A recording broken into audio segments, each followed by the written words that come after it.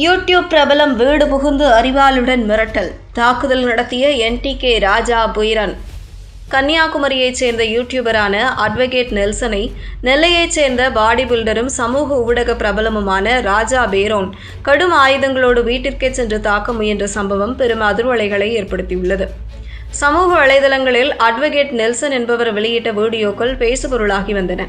கன்னியாகுமரி மாவட்டத்தைச் சேர்ந்த அதிமுக ஆதரவாளரான நெல்சன் திமுக, நாம் தமிழர் கட்சி உள்ளிட்ட பல்வேறு அரசியல் கட்சிகளையும் விமர்சித்து வீடியோக்கள் வெளியிட்டு வந்தார்.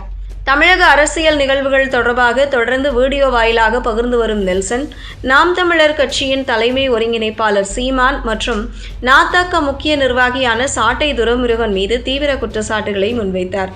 அதில் திமுக கட்சியிலிருந்து பணம் பெற்று தற்போது புதிதாக அரசியலுக்கு வந்துள்ள விஜயை நாதக கட்சியினர் கடுமையாக விமர்சித்து வருவதாக குறிப்பிட்டார்.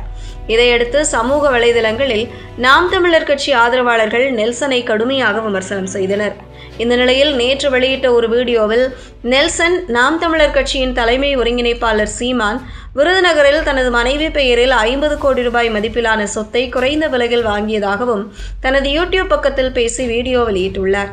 மேலும் அதே வீடியோவில் நாம் தமிழர் கட்சியின் தீவிர ஆதரவாளரும் பாடி பில்டிங் பயிற்சியாளருமான ராஜா பேரோன் மூலிகை மருந்தை உரிய அனுமதி இல்லாமல் விற்பனை செய்ததாக குற்றம் சாட்டினார்.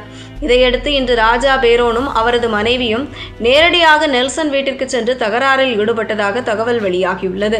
அப்போது ஆதாரம் இல்லாமல் ஏன் பேசுகிறீர்கள் என கேட்டு ஆவேசமாக வாக்குவாதத்தில் ஈடுபட்டதாகவும் அப்போது இரு தரப்பினருக்கும் இடையே கடும் வாக்குவாதம் ஏற்பட்டதாக கூறப்படுகிறது.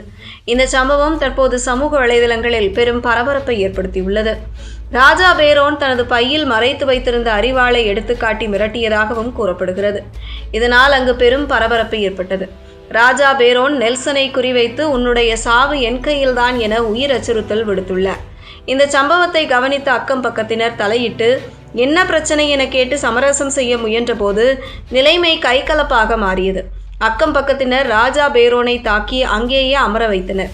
இது தொடர்பான காட்சிகள் சமூக வலைதளங்களில் வெளியாகியுள்ளன. இது தொடர்பாக தகவல் அறிந்த போலீசார் சம்பவ இடத்திற்கு வந்து இரு தரப்பினரையும் சமாதானப்படுத்தி காவல் நிலையத்திற்கு அழைத்துச் சென்று விசாரணை நடத்தி வருவதாக தகவல்கள் தெரிவிக்கின்றன. இந்த சம்பவம் தற்போது பெரும் அதிர்வலைகளை ஏற்படுத்தியுள்ளது.